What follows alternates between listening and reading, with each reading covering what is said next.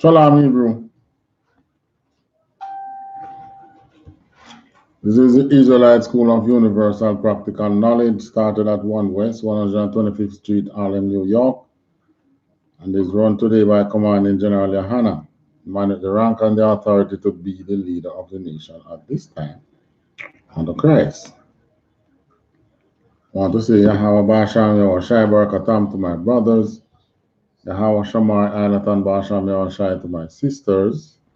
Welcome to another Wednesday evening class, law class, where we examine the laws, statutes, and commandments given to us by the Most High through the prophet Moses. A long time ago. But the Most High never changed, so his laws are still in effect. I want to look at the Most High's laws concerning poor people. That's one of the things. Our laws, when the Most High gave us laws, he considered the poor in many things.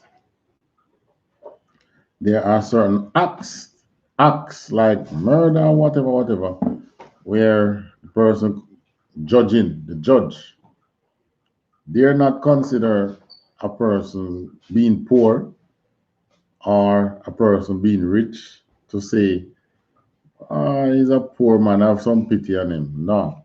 But when it comes to certain things that to make the poor survive, our laws considers the poor. Like farming. You are a rich farmer. Our law said, no, you can't take everything.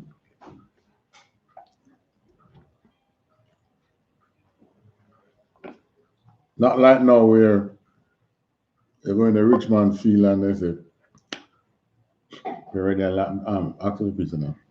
larceny. Or layman term, thievery. But all these perennial larceny is a result. You know what causes perennial larceny? Yes. Huh?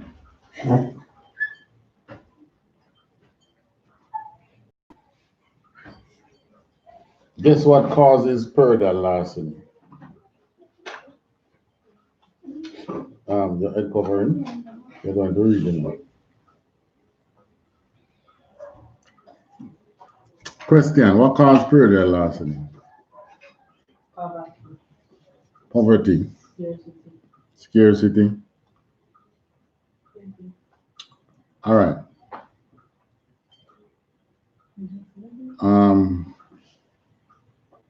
Yes and no. It's a poverty and scarcity, but even 3,000 years ago, when we had our kingdom, well, we didn't have the kingdom. Yeah, the kingdom was being put in place. 3,000 years ago, we, under Moses, we didn't, there was poor people, but there was no larceny. Why? Because our laws considered the poor. The laws does not consider the poor. You go through some farm as big boy like they are half of Jamaica, and you dare not pick one iota, I think. Let them see you. They want to charge you. That's because the law of the land that we're living in does not consider the poor. And when we examine those laws now, you will see what I mean by considering the poor. Because you should not reap everything. And it tells us specifically, leave for the poor, the widow, and the fatherless. Where is that now? That ain't there. Man planting one field and say, oh, are you, am I planting? Am I going to borrow money for it?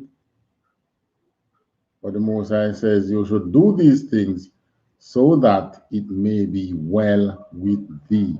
And in that term, being well with thee means prosperity. This is how our prosperity comes. It's different from the other nation. Our prosperity comes by doing what the Most High says. Yeah, man. Because when you don't do it, you lose everything. And I don't think we need a microscope now to examine those things. We live it. We are living it now still. We are living the failures of our state. Well, the punishment of our laws. Deuteronomy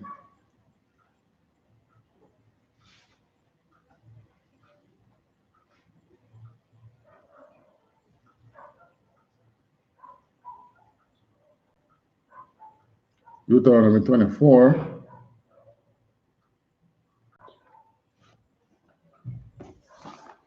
starting from 5.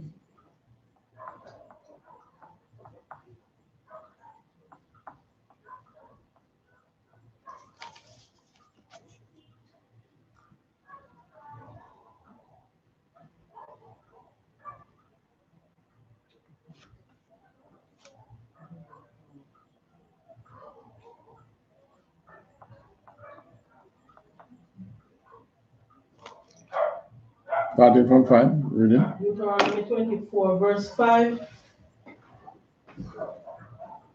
When a man hath taken a new wife, he shall not go out to war, neither shall he be charged with any business. But he shall be free at home 1 year, and shall cheer up his wife, which he hath taken. No man shall take the nether. So hold on. So you see what they say. Man take a wife by law, our law, he should not go out to war. Because what could happen when he goes out to war? Could die. And then another man come enjoy his wife. And he doesn't. And he should not be charged with any business. He should be free at home for 1 year. So you see, wives, you're guaranteed time to be with your husband is what? 1 year and 1 year. That is guaranteed by law. Anything happen after that. That's what our law guarantees you. 1 year. Yes, because guess what? After the 1 year and he goes out to war, he could die and you lose him. He could be charged with what? Well, when it's a charge, you're not talking about like being charged by the law. But like, you know, the state can give you certain order depending on the type of work you do. That you have to leave your family and go. Suppose you're a diplomat,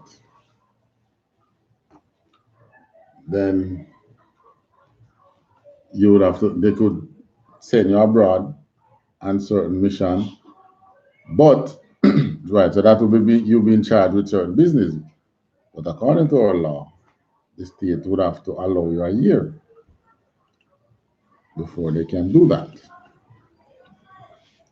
All right, 6.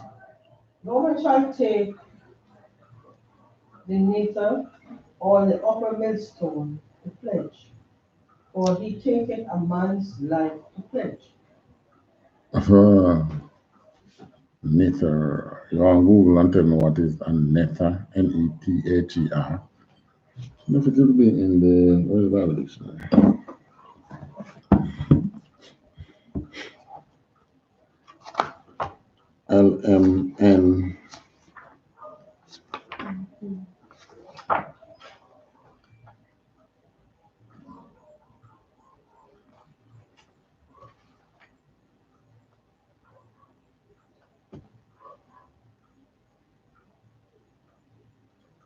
It's not in case. Yeah, your phone. Hold on. Who find it? Who found it? What is it? Lower in position. What? Lower in position. Lower in position. Yeah, maybe like a lower rank or something. Right.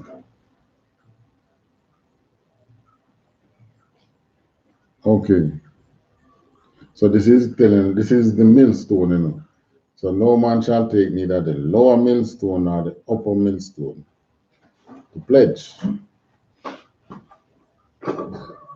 for he taketh a man's life to pledge. You understand what I mean by pledge? Who understand what it means by to pledge? This pledge in this sense. Give up your word to carry on a certain duty. That's Esau's pledge. Uh, All right. Whoever take a loan from a bank?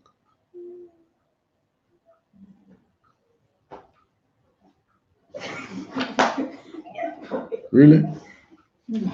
All right. You have read about it. All right. And the bank generally requires what before they lend you? security. Security. So that's what it's talking about here. So when it says no man shall take neither the upper, no man shall take the nether,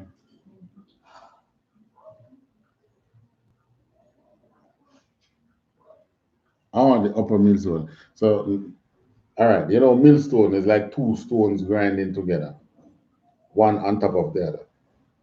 So this is telling that neither the one at the bottom nor the one at the top shall you not take the pledge, which means you, the lender, this is a law for you, the lender, you know.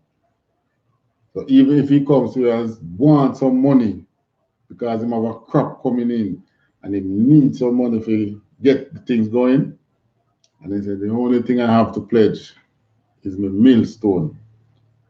By law, you, the lender, cannot take it. Understand? Right. So you cannot take it to pledge, for you will be taking the man's life to pledge. That's his livelihood. Understand? Just like now, let's say you have, all right, is that you still have millstone, you know, but it's not like that now. They use iron, cut it like the millstone, and to grind to grind corn or whatever it is, right? So you have the factory. A bank now will take that factory to pledge, even though it is your livelihood, right? But all law say you can't take the grinding wheels, because that is the what gives the man his bread. So life in this context is livelihood. Yeah, you're taking the man's life to pledge, is taking his livelihood. If him can't use a millstone, what will happen to him? Dead for hungry. Exactly. 7. If a man be found stealing any of his brethren, of the children of Israel, and maketh merchandise of him, or selleth him, then that thief shall die, and thou shalt put evil away from among you. Is he talking about what? You basically get your brother and sister Right.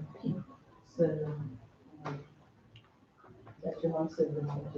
I think it is happening in since they killed Gaddafi. Wide open slavery in Libya. Wide open slave market in Libya. So this is talking about kidnapping somebody to sell them. So, well, they have a nice term for it today. What they call it? Who can guess? Human trafficking. Thank you. You know, me not expect you to get it so quick. Human trafficking, they call it today. Nice term, eh? Before they said human trafficking, the modern day slavery. That's the modern day slavery.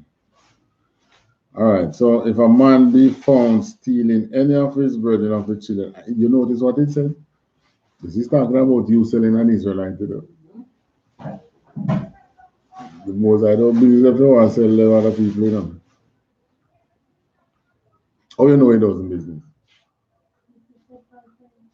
Most time, like I said, the most time, we are Israelis who the most I care about. We care about the people are the most All right. personal. That's why I think it's so personal when we do ill to our brethren. Our own. Right. Most I takes that person. And there are many scriptures you can draw. Psalm, I think 147, 19 and 20. Right? So if you sell a man, if you steal a man and sell him, the penalty for that is death penalty.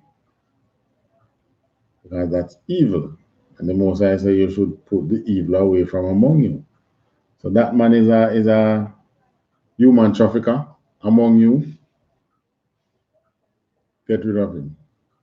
That's what the most is telling you. All right, 8. Verse 8. Take heed in the plague of leprosy, that thou observe diligently, and do according to all that the priests, the Levites, shall teach you. As I commanded them, so ye shall observe to do. All right. So take heed in the plague of leprosy. So do you remember they have a law? They have laws about leprosy, or you treat the leper, the one that is leprous, is the priest in the temple tend to them. If they have to go on the road, they wear face mask. You know, face mask is in the Bible. Well, they call it face mask now. But that one is a spit you're really catching. So you put it below the nose, come around the face. So this is what it is telling now. Take heed in the plague of leprosy, meaning follow the leprosy law. Because if there's one among you that is leprous and you don't follow the law, what happens? Infect everybody. In the same way, COVID-19 teach bring a lot back because virus is not a new thing among us, you know. Us, the children of Israel, is not new. Because we were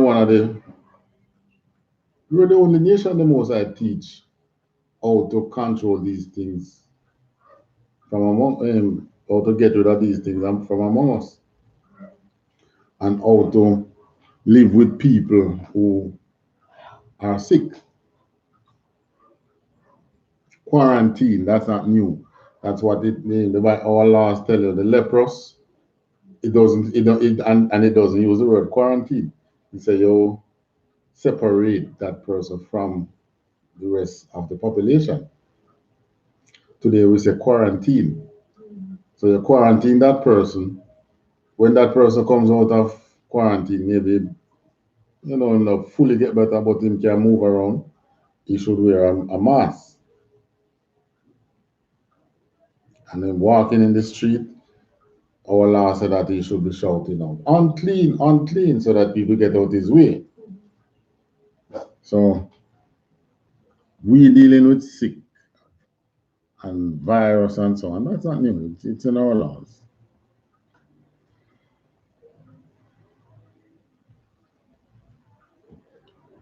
Verse 9.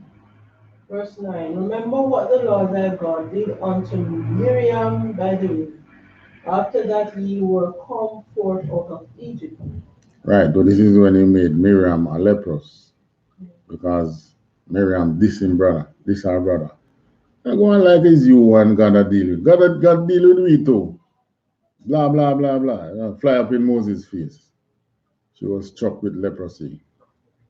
And she had to be separated.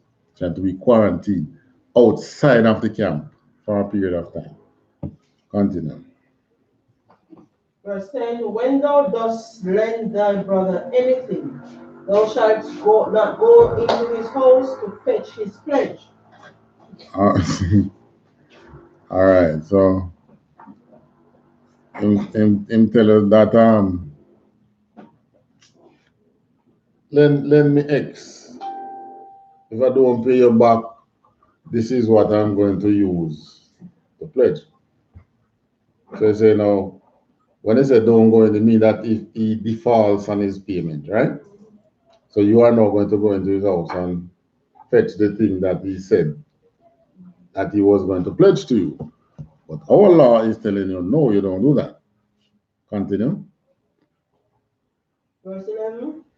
Thou shalt stand abroad. And what do you mean by stand abroad? Outside Stay outside the building and the man to whom thou dost lend shall bring out the pledge abroad unto thee. right. So you stay outside.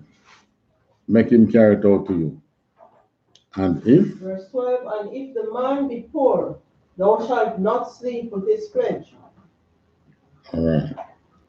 In any case, thou shalt deliver him the pledge again when the sun goeth down, that he may sleep in his own raiment, and bless thee, and it shall be righteous unto thee before the Lord thy God. All right. So you see, this is the poor man now making a pledge because he wants some money, but in default, can't pay. Most I say, give him back before the sun goes down. Why? So that it may be well with you. Because the most I love, the most I considers is poor people. Don't make a man suffer because he can't pay X, Y, Z. This is what he's saying. Um, in any case, thou shalt deliver him the pledge again when the sun goeth down, that he may sleep in his own raiment. In that time, you could pledge clothes, garment. But if it's a poor person, you give back before the sun set. But if it's not a poor person, you kick that outside. So you see the difference? There's a difference. The most I consider is the poor. Verse 14. And it says, and it shall be righteous unto thee before the Lord thy God. So the most I had to bring in that part, make you know that you're doing it just because you're serving him. That's the reason for you doing these things. Is in your serving, you're not exacting it because you should. Verse 1. Verse 14. Uh-huh. Thou shalt not oppress an hired servant that is poor and needy, whether he be of thy brethren or of thy strangers that are in thy land, within thy gates. All right. What do you mean, oppress an hired servant that is poor and needy? What do you mean by that? Hired servant. Uh-huh. Hired servant, that's somebody who work for you. One of his brethren that is working with him. It says whether it's your brethren or a stranger that is within the gates. But it's still Israelite, right?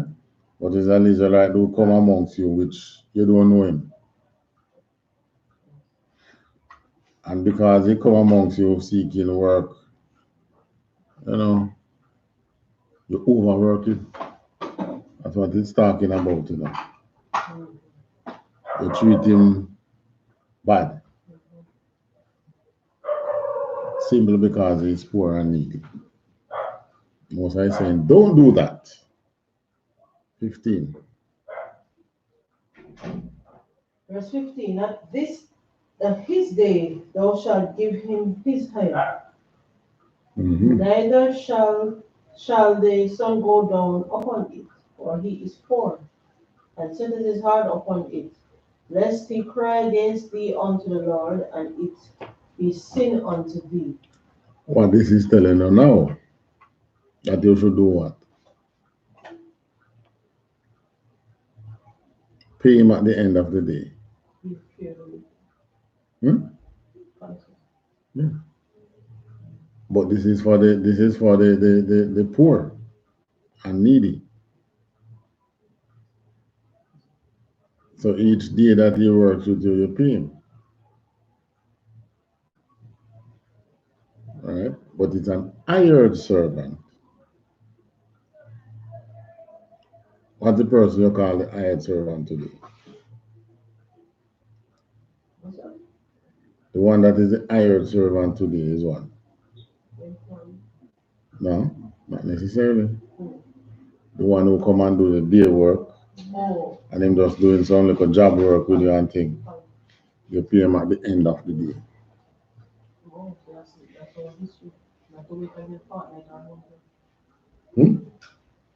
The poor one, you don't make him wait on fortnight and month then. Because guess what?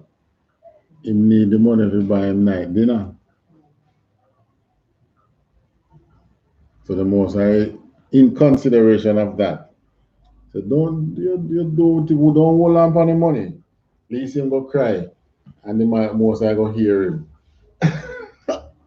and punish you. Give him his money. Of course, a lot of that happened today.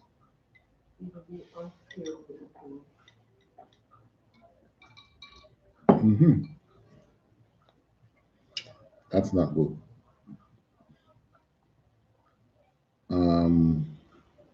16. Right, and it says, Nisi crying, it becomes sin it be sin unto you because it's law that you pay. So if he cries unto the Lord, you have committed, you the person have committed a sin. 16.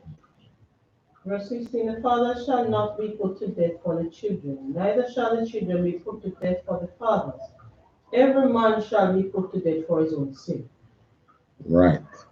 So you don't commit a sin, you the child, and think, is my neck going to be broken? You know, they did this in during slavery. If the child do something, it's the parents, especially the mother. It's the mother that they held accountable. But you know, they have to change those now. This one for slavery, what they want to do is to force the mother to break the child. You understand me? When I say break the child into being subjective, into being a slave. So if she don't want to do it, she's the one who's gonna get the flogging. So she don't want the flogging, so she do it. But our law says you can no, every man bear their own sin.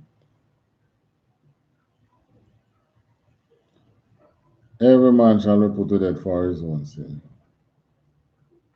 17. Verse 17, thou shalt not pervert the judgment of the stranger, nor of the fatherless, nor take a widow's raiment to pledge. Thou shalt not pervert the judgment of the stranger. What do you mean by perverting the judgment? What is meant by that?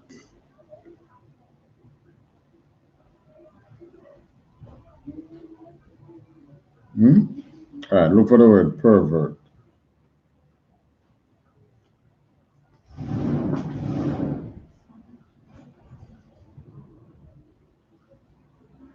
Pervert means to distort or corrupt the original course. Right, to distort or corrupt an original course. Meaning or state of something. So this is saying now that you should not pervert the judgment of the stranger. It means that you should not what?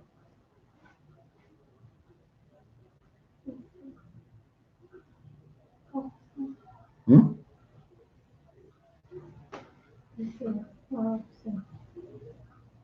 I'm not hearing you now. Bishop or upset. Just like what the meaning says. Right. So don't. I mean, today you see a lot of that perversion of justice. You hear some cases and persons get away, and I mean, the evidence is so strong that the person being guilty, so many witness against them, but someone perverted the justice system. Right. Always takes money to do that. It's just like for Christ's crucifixion. It's a similar thing there. I mean, Pilate didn't see anything wrong with him, but what? People were paid to say, what? Give us Barabbas. That was the first jury. That's the first jury. And the court says, eh? Yeah, the first jury when he brought out Christ to the crowd and said, what you said? People then say, give us Barabbas and crucify Christ. Because they were paid to say that. All right. And from then now, modern system give you the judge, the prosecutor, the I call him plaintiff. That's the one who's being accused, and then the jury, and the jury is taken from the from the citizens. Sorry, not citizens. The what do you call it? Take it from your ordinary workers, persons who is not serving in the judicial system, right? They become your jury. But the Most High said, don't pervert judgment of a stranger nor the fatherless. And you should not take a widow's raiment to pledge. I remember what we said a pledge be like security for some loan. It could be monetary, could be oil, whatever the thing that was loaned at the time of in those days. Sorry. 18. Verse 18. But thou shalt remember that thou wast a bondman in Egypt, and the Lord thy God redeemed thee thence. Therefore I command thee to do this thing. Right. Bondman meaning that you were what? A slave. Remember that you were a slave in Egypt and God take you out of it. So he's commanding you to do this. It's just like now. This Egypt that we are in, you can't free yourself. There's no weapon you can come up with now that is greater than the white man's weapon and the oppressor's weapon. So only who can free you? Hmm? Only who can free you, only the Most High can free you. Only the Most High can free you now. So that song from Bob Marley is wrong. None but ourselves can free you, man. Partially right still. Well, you have to free your mind, but Who free you? Who free you actually? Hmm? Who free you? It's the Most High that frees you. One class, because you're all not paying attention.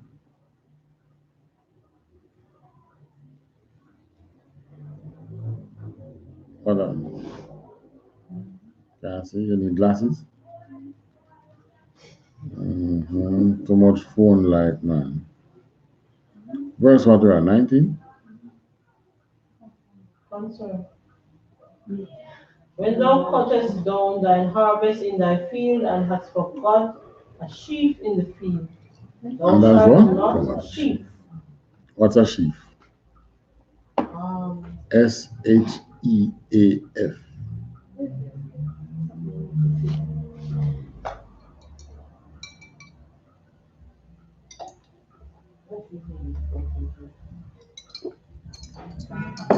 A bundle of grain stalks laid lengthways and tied Oh, together yeah, some more in the juice.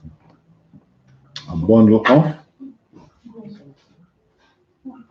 of grain stalks laid lengthways and tied together after reaping. Okay. So in other words, you make your reap, you reap and you bungle something, but you forgot one in the field.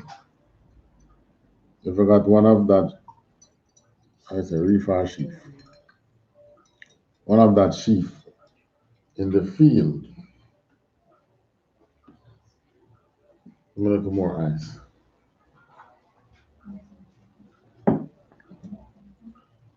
So if you got the sheaf in the field, what that? Read what it said.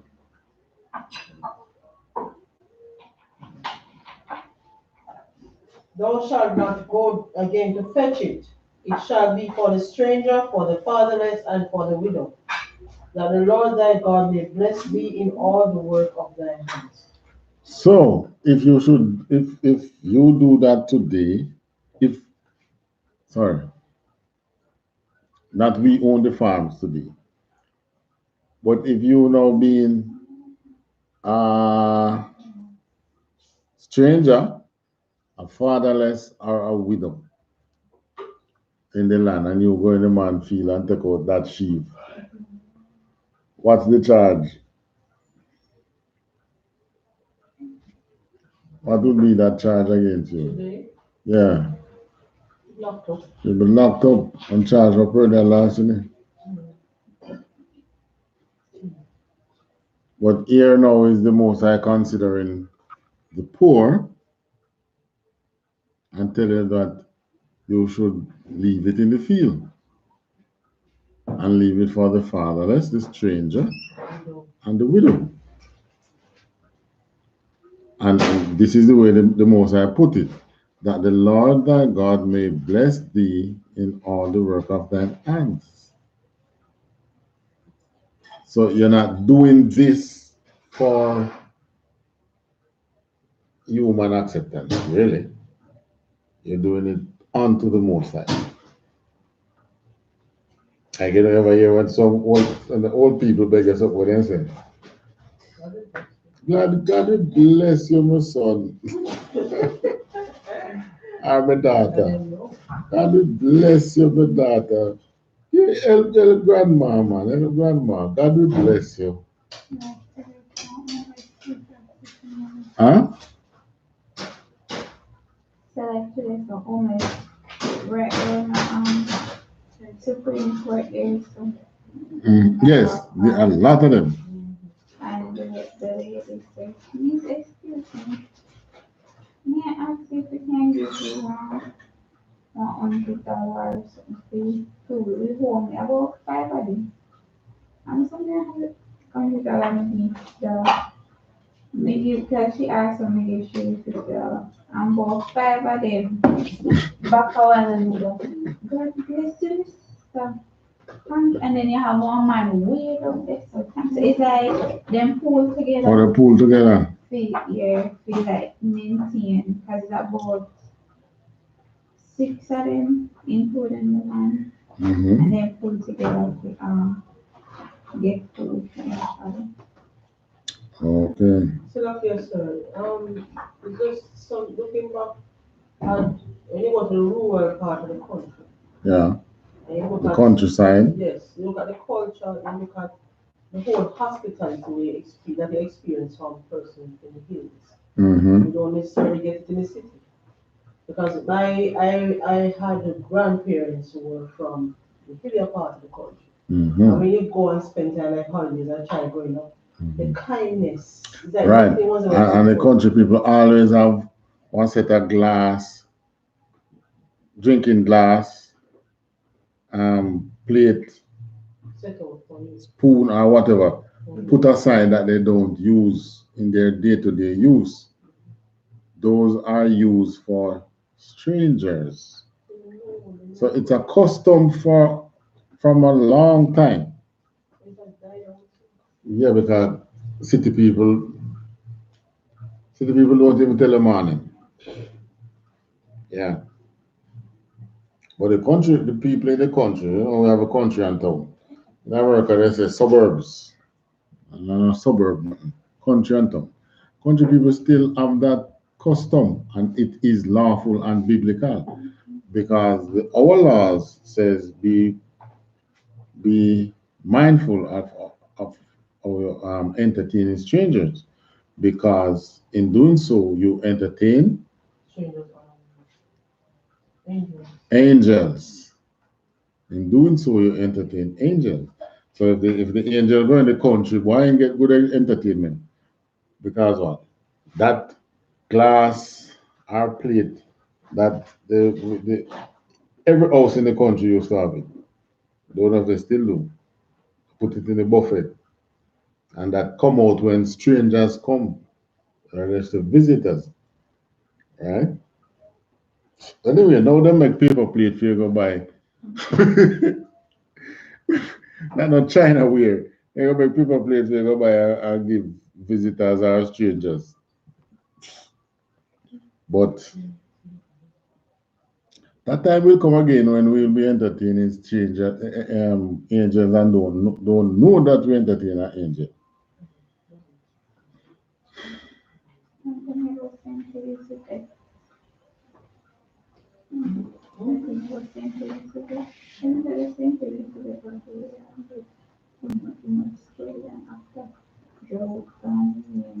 If I talk, make we hear, We went to St. Elizabeth and Oh, as I was saying, like the other day when I went to St. Elizabeth, even though the rain basically destroyed about a half to three quarters of the crops, they still had things to give. Because when I asked the man out in the scallion field if he have any scallion or anything, him say, hold on, me go check. And when him go check, him say, I know much but this is what me have. I want me say, my hand full and I run over. And the man is like, I know much, but at this time, I'm like, sir, my hand can't, what is yes, I said, why not much me have but only this way. I want and yet still what them giving you your hand can't carry it.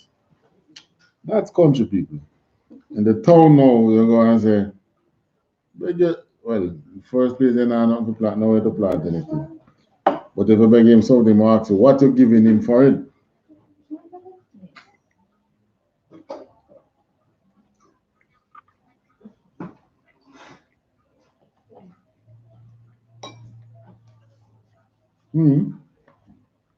Verse 20. When thou beatest thine olive tree, thou shalt not go over the boughs again. It shall be for the stranger, for the fatherless, and for the widow. All right, so you go and you reap olive. You take out one that is ripe, but one that is green. You wouldn't pick them as yet. Don't? I would not full perfect yet. So that's why I say when you beat it. So you would beat it and the ripe ones would come off. You understand me? concern. Now this is telling you that you don't, after the ones that don't come off, later on they're going to be ripened again. But you can't go back and beat them off. You have to leave that for poor people. There was one farm that my mother used to tell me about down the plantation there. So when they plant pumpkin, they will plant acres of pumpkin. Hmm? And pumpkin, everything done ready one time. At first crop, the first bearing is not usually huge, right? So once them go through and then pick that, they don't go back in the field and pick anything. Passerby, poor people, homeless, fatherless, whatever you call it, they are the ones who went in and get it. But not today. You will be charged. This system will charge you. This system has no compassion for the poor when it comes to farming. Mm. So maybe what we are calling perennial lasting is really what the Bible said to feed the poor, which those who do large scale farming is not observing. But then there really ain't any large scale farmers amongst us. You have the other races who are in large scale farming, but from among our people, there's not much large scale farm, if any. And if there's any, they don't know the law. Yes. Yes.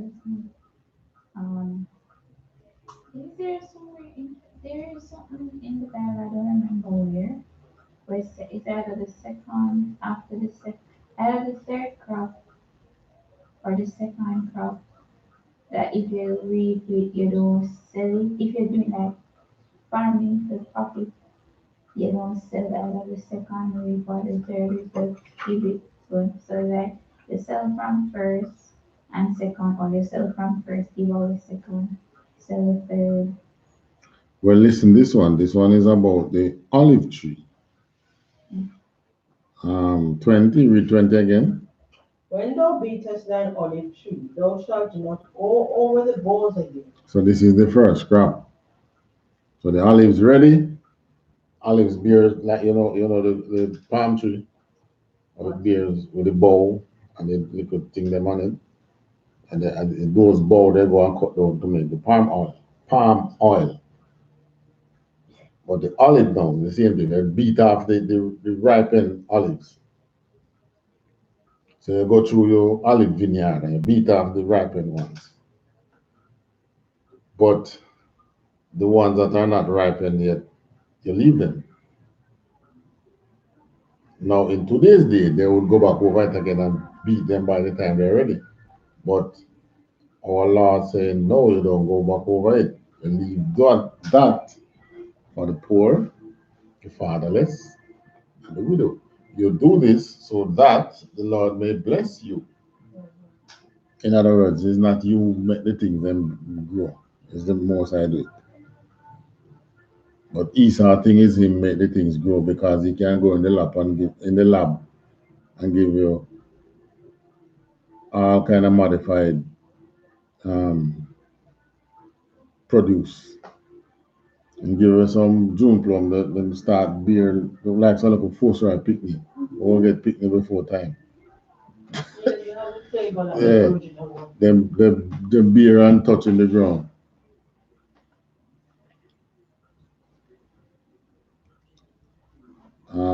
That was what 20. 20. All right, read 21 now.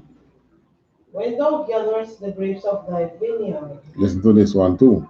thou shalt not glean it afterward. It shall be for the stranger, for the fatherless, and for the widow. What it mean by glean?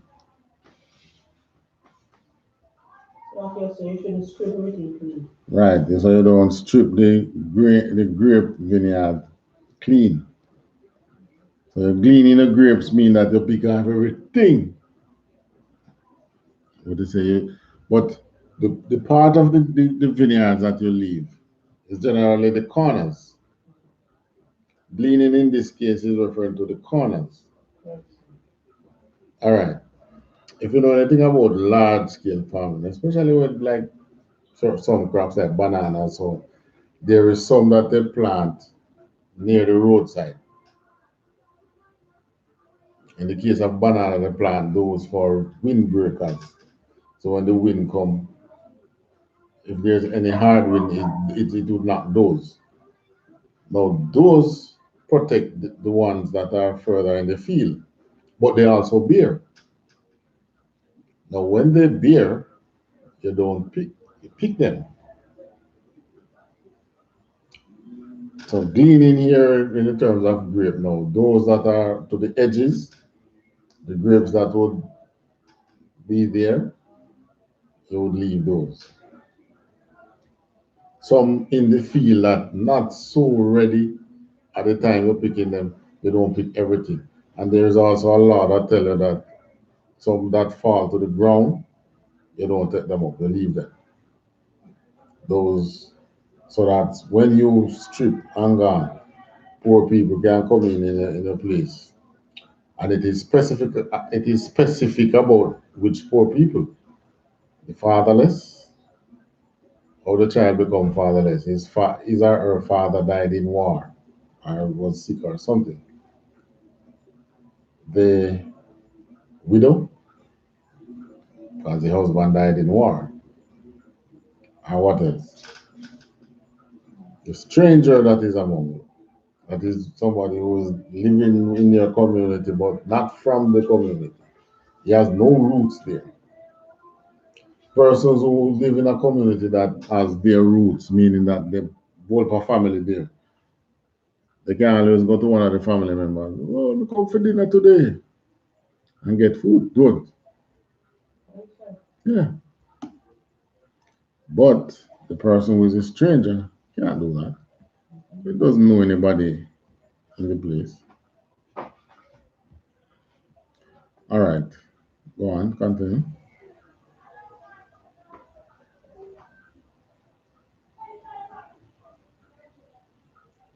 Verse 22. And thou shalt remember that thou wast a bondman in the land of Egypt. Therefore I command thee to do this thing. So remember, you were a slave and you remember the hardship. Just like now, when Christ returned and redeem you from this life, you are going to be commanded to remember that you were a bondman and bondwoman. And remember the hard life that you had. So don't oppress others in your land. That's what it's going to tell you next. When you are given these laws again, and it's the same law that you're going to get for farming and for everything else. And Christ said, it's time to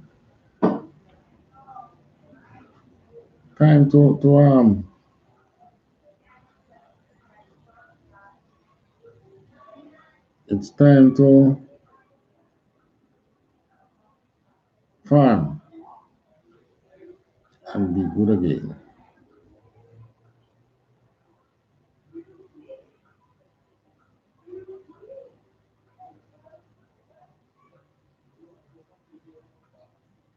All right.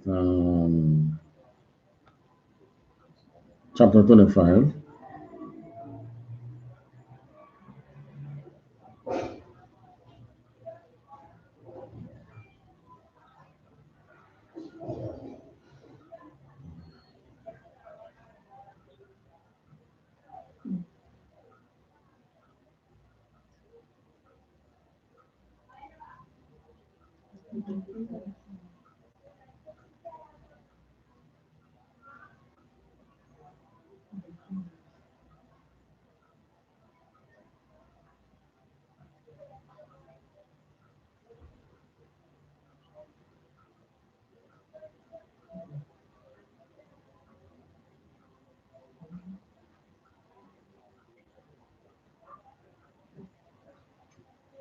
Come on, 25 and 1. Chapter 25, verse 1. If there be a controversy between men, and they come unto judgment, that the judges may judge them, then they shall justify the righteous and condemn the wicked. Right, regardless of whether I'm rich or poor or well known or whatever. You justify the righteous and condemn the wicked. Verse 2. And it shall be, if the wicked man be worthy to be beaten, then the judge shall cause him to lie down, and to be beaten before his face, and according to his fault by a certain number. Mm-hmm. Verse 3. 40 stripes he may give him, and not exceed, lest if he should exceed, and beat him above these with many stripes, then thy brother should seem vile unto thee. Give me one too much lick, you know. 40 want to give me, you must kill, you know. Right. So this is, what is the stripes, by the way? Supposed to realize that's flogging.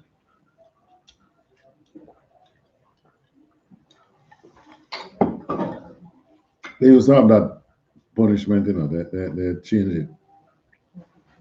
They don't have it again.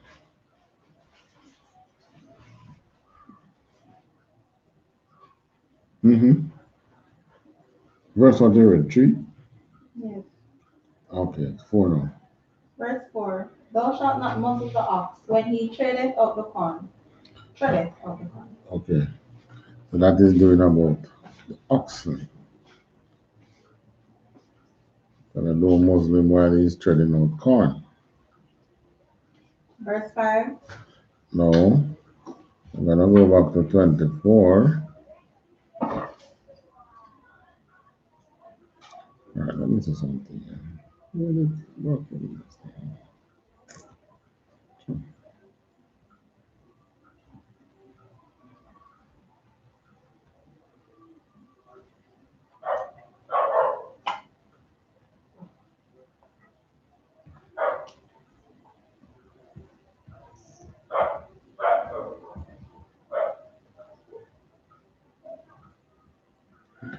Deuteronomy what again?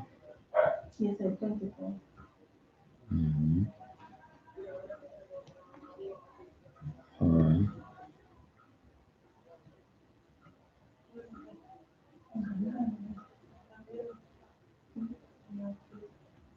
Oh, oh.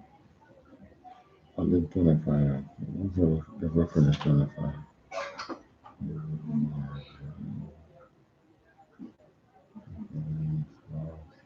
Go down to 11. 24 verse 11. 25 and 11.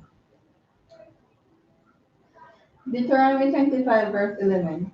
When men strive together one with another, and the wife of the one draweth near for to deliver her husband out of the hand of him that smiteth him, and putteth forth her hand, and taketh him by the secret.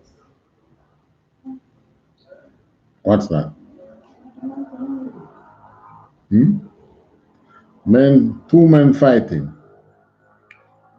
Two men strive one with another, and the wife of one draweth near to deliver her husband out of the hand of him that smiteth him. So a man a beat up his husband, and she come near to deliver the husband, and putteth forth her hand and taketh him by the secrets. What that? Grab him by the balls.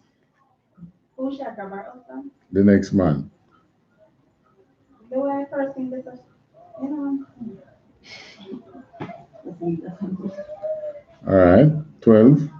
Verse 12. Then thou shalt cut off her hand, thine eye shall not pity her. All right. So the law give that man now the right to chop off any hand come near to his private parts like that. Right. So that they say no. That means she do it and then they're going to say, oh, all out there, let me chop it off. But you swift enough to can cut off her hand. Drop her ground. You're clean, no charge. 13. Verse 13. Thou shalt not have in thy bag divers weights, a great and a small. All right. Verse So 14. different. So you're selling some things at different weight. Like they said, 1 pound. They said, okay. Mhm. Most times trickery. She's talking about trickery by measurement. So each bag or some bags not weighing what it should be. She's talking about that. Continue. The most I don't like unjust weight. Verse 14. Thou shalt not have in thine house divers measures, a great and a small. Mm. 15. But thou shalt have a perfect and just weight, a perfect and just measure shalt thou have, that thy days may be lengthened in the land which the Lord thy God giveth thee. Mm-hmm. Cut out the trickery out of measuring and weighing. For For all that do such things and all that do unrighteously are an abomination unto the Lord thy God. mm-hmm. Remember. 17. Remember what Amalek did unto thee, by the way, when ye were come forth out of Egypt, how Mm-hmm. he met thee by the way, and smote the hindmost of thee, even all that were feeble behind thee, when thou wast faint and weary, and he feared not God. All right. So what did Amalek do? He tricked us. So how does that now have to do with the weight? Same thing, trickery. So if you remember that part of the story, going into the take up the promised land, when Amalek,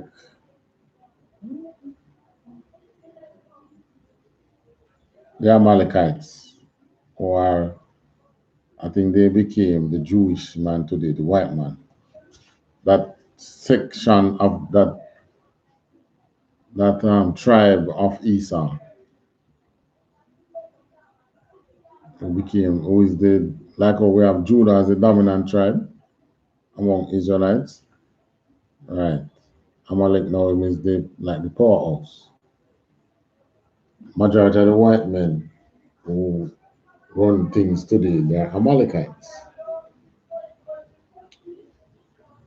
What they did, they attack our caravan from behind, kill the old and the young, the feeble, those who are not able to keep up with the troop, the stronger men who was way ahead, right?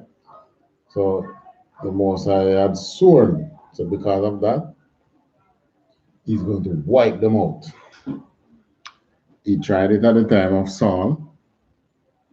Saul think that he could just take the best of the Amalekites and the Most High and make a sacrifice and ask, appease God. When Saul told him obedience is better than sacrifice. And when again did they get the chance? They get no chance again after that. But the Most High swear that he's from them, that he's going to get rid of them. They are still around. And he is going to do it. All right. 19 now. 19 and last. Therefore it shall be, when the Lord thy God hath given thee rest from all thine enemies round about, in the land which the Lord thy God giveth thee for an inheritance to possess it, that thou shalt blot out the remembrance of Amalek from under heaven. Thou shalt not forget it. All right. So you want to know what is going to happen to Amalek? Read Obadiah, book of Obadiah. All right. Go back to 24 now. Gonna look at some divorce.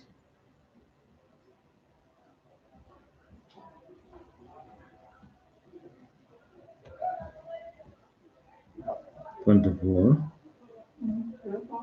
verse 1. Yeah. Deuteronomy 24, verse 1. Verse 1.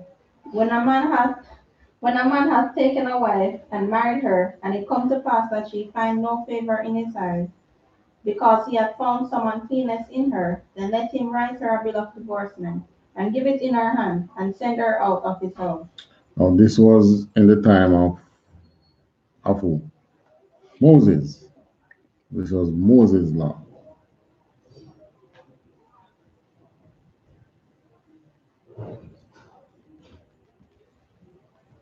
Moses' law gave a man the right to write a woman a bill of divorce and be separated.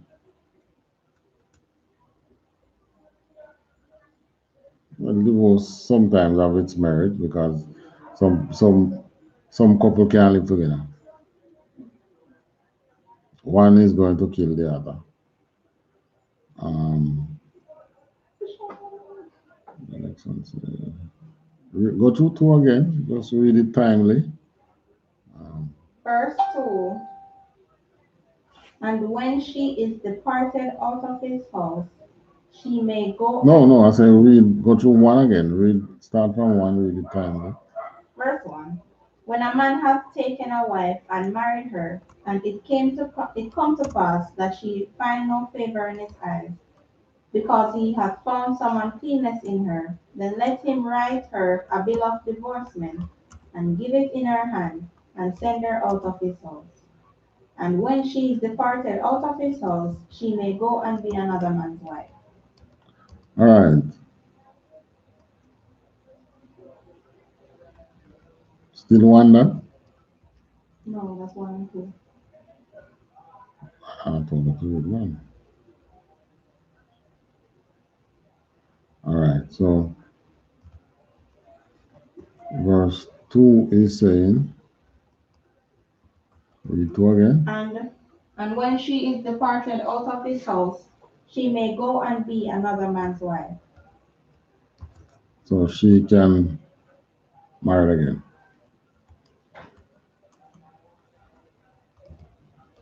Is that what he's saying? It is saying.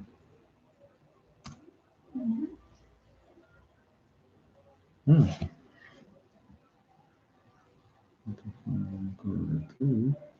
Verse 2.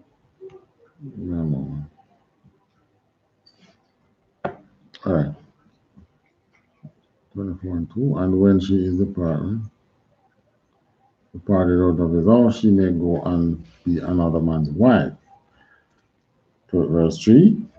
Verse 3. And if the latter husband hate her, and write her a bill of divorcement, and giveth it in her hand, and sendeth her out of his house, or if the latter husband die, which took her to be his wife, her former husband, which sent her away, may not take her again to be his wife. After that she is defiled. For this is abomination before the Lord. And thou shalt not cause the land to sin, which the Lord thy God giveth thee for an inheritance. Right. So a man and the woman left. And she go and have another husband. Whether the husband die or the husband divorce her. The second husband, first husband can't go back to her. Right? That's law. That's our law. And this is one law that the UPK opposes. If the man and the woman, you're not supposed to leave, but if for argument's sake, you can agree and separate. Or something happen and they separate. And she go and find another husband. You dare not go back to her. If she did not find another husband, you can. Right? All right. Now take me to Matthew 5 and 32. Matthew chapter 5, verse 32. But I say unto you Hold that on. Where am I? Matthew.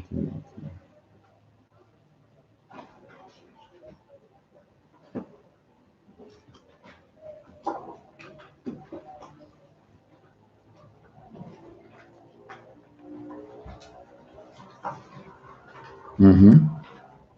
But I say unto you that whosoever shall put away his wife, saving for the cause of fornication, causeth her to commit adultery. And All right. So this is Christ speaking here in Matthew 5 and 32. I say unto you that whosoever shall put away his wife, except for fornication. And fornication is sexual, unlawful sex. So you go and divorce her if it's not because if it is Moses law say you don't like her again. Christ said the only reason you can put her away is because of adultery or some sexual fornication, some unlawful sex. It might not be adultery, no. Adultery is she go talk to her next man. But today, in today's day, people having unlawful sex with animals. Can't divorce her same way. Well, one night she got a party and go sleep with a donkey. She can be divorced. Understand? I suppose, well, in that case, suppose you went and be with another woman. You can divorce her. That is fornication too. Right? So where you read now? Right after adultery. All right, read 32 again. But I say unto you that whosoever shall put away his wife, saving for the cause of fornication, causeth her to commit adultery. And whosoever shall marry her that is divorced, committeth adultery. Right. But that is talking about you putting away the woman, and it wasn't adultery you put her away from. For you put her, you divorce her because you don't like her again. You are causing her to commit adultery. And the person who married her, that is divorce, would have committed adultery. But it says it give an exception, saving for the cause of fornication. So if she because she fornicate, you separate from her, she's free to go.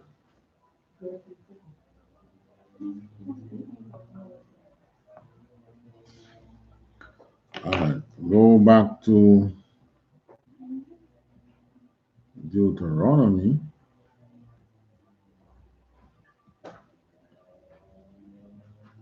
All right.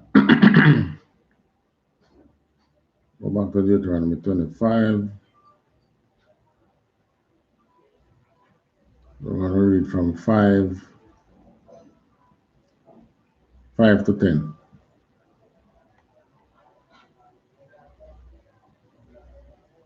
Deuteronomy chapter 5. 25.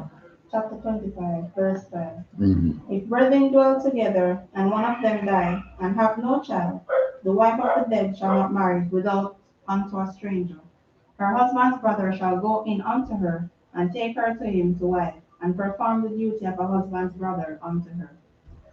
All right. So this law came about because of inheritance. This was because of inheritance. Each tribe was given a certain amount of land. Let's say, well, land. They were given sizable land for each tribe, right? So each person within that tribe would have gotten what they call inheritance. Now, in this time, that piece, the nation didn't have a king. Today, in Esau's world, all land belongs to who? The government, the crown. But when we were given inheritance, there was no crown to own the land. You own the land, which means you pay no tax. So the portion that you were given, you as a man, it was the main male who owned the land. Female marry him, live on the land. And the children inherit the land. But what would happen if that male have no child? Who would the land go to? Yeah. Hmm? Yeah. Yeah, but the wife got dead too, so who will go to? Brother. His brother? Mm. It would have gone to no one because he don't have no picnic. Right? So you know what the wife. And then when the wife said, "No, give us this money." Who would have gone to? After I went, Remember the land. one. In Esau's world, you die, you leave no one to inherit the land, it goes back to the crown. In this case, there was no crown for land to go back to. The land was given to you, so you have the right to that land in perpetuity, your generation, right? So if you didn't have a son, because the law was the man take a woman to wife, she come on his land. So if the wife will be living on the land, what happens when she dies? Hmm? Want to know. It goes to nobody. So this law came in now to solve that problem. The brother died leaving no sons to inherit, no children to inherit his land, no son, no bloodline. So the law said now his brother can go and marry his wife and raise heir unto him. That was the purpose of this law. Read it again. If brethren dwell together, and one of them die, and have no child, the wife of the dead shall not marry without unto a stranger. Right. So she can't go marry and bring a stranger come on the land. Right, continue. Her husband's brother shall go in unto her, and take her to him to wife, and perform the duty of an husband's brother unto her. Read on. Verse 6. And it shall be that the firstborn which she beareth shall succeed in the name of his brother, which is dead, that his name shall be not put out of Israel. Right. So that and the first one is the first meal that you have, because that's all inheritance goes in bloodline. So the first meal that the man have is the firstborn. So in this case, the brother take the wife of his dead brother and give her a child, so that son can come and be the one who is the heir or the owner of the father's properties. Just think, it's not like now where you have land and it's just you have a half acre land to live on. This was to solve problems like I have acres of vineyard. I have 100-acre vineyard, right? Or something like that.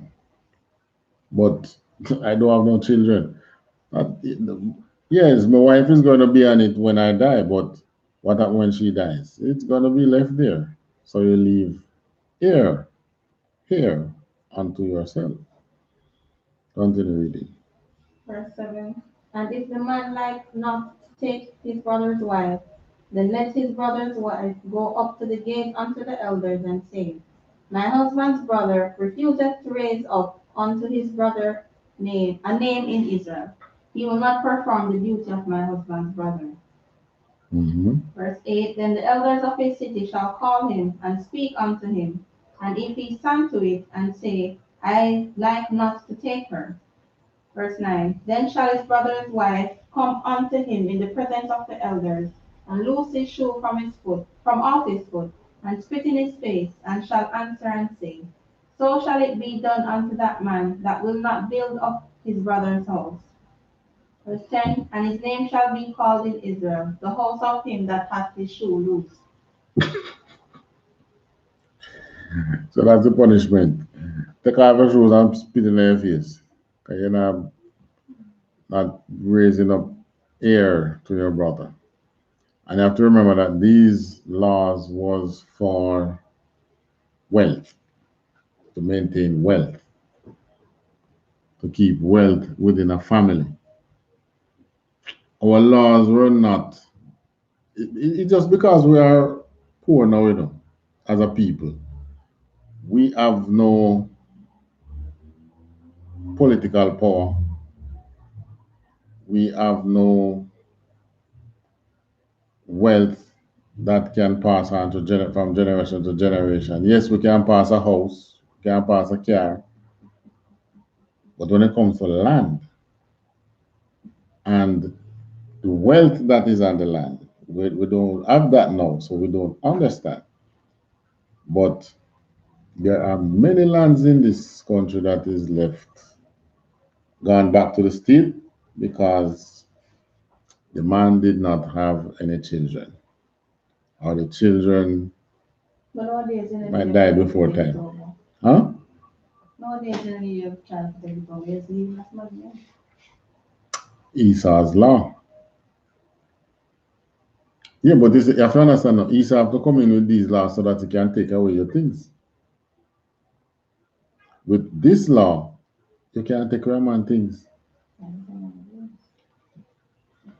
In other words, I have my property, pass it on to my children. Right? I can give property to my daughter, but my daughter will have to marry within the tribe. She can't go and marry outside the tribe. That's why I say you can bring stranger in. You understand me? You have to marry within the tribe. So that the land, for instance, if this land that is Benjamin, it stays as Benjamin. You can't bring another tribe male in there. You have to take a Benjamin. You get me? All right. Do you have any question on these topics for tonight? Where am I?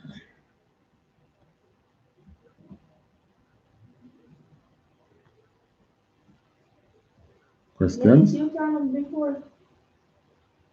Huh? I did Deuteronomy before, like maybe 2 weeks ago.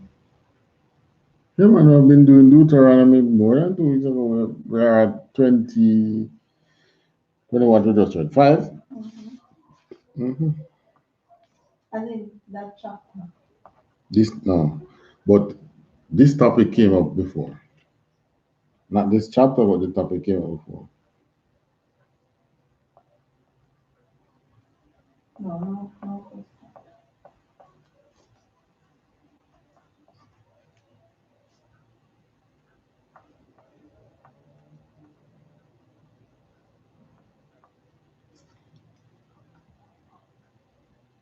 That was Deuteronomy 25.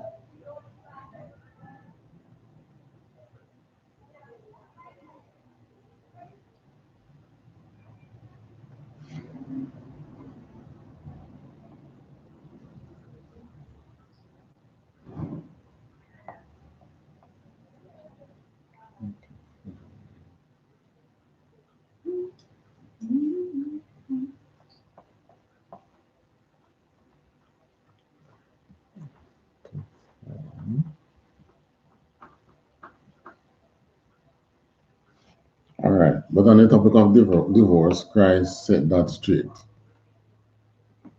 Because what was happening was abuse. Man just married a woman, and then when she reached certain age, I'm tired of that woman, I know, yeah, man. You go to go find a little filly. Christ said, they can't leave her unless she had committed adultery. Then you can leave her. She had committed some fornication. Other than that, you can't. Um, where is the thing there? Give her that. I'm gonna say the prayers.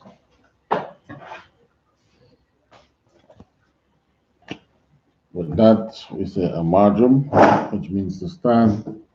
Praise the east. Say the Lord's Prayer. Abanawa.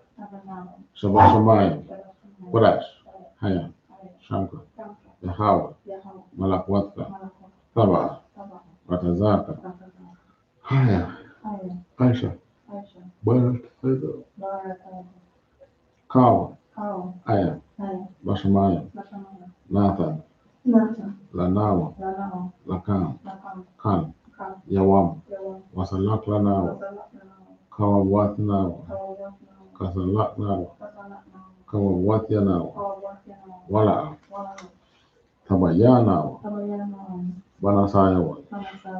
Hava. Awashanawa. Maya. Right.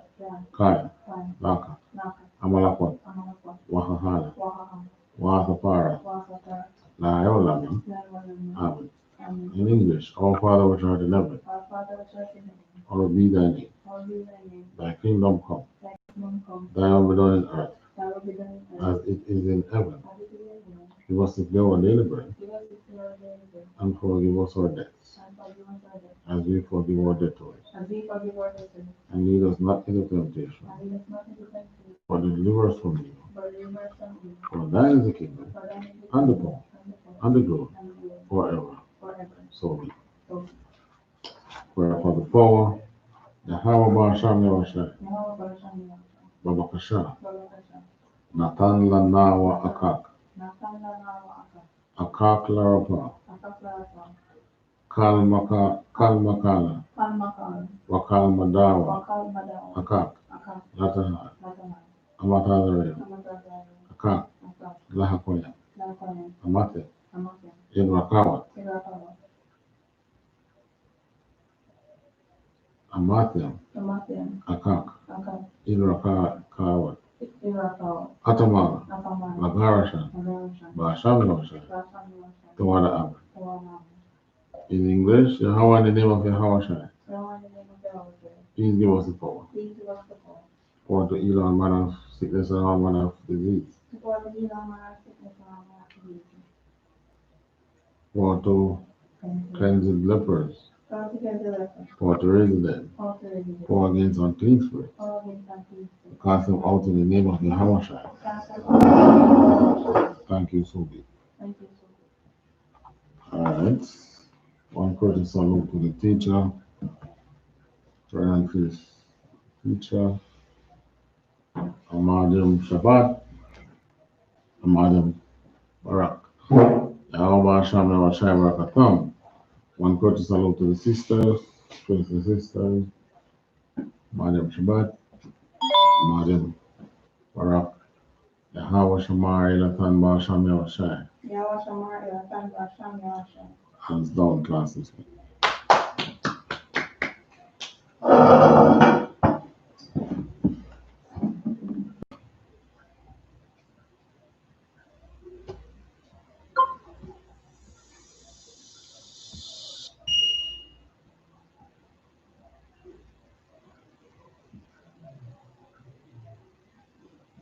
For people like you.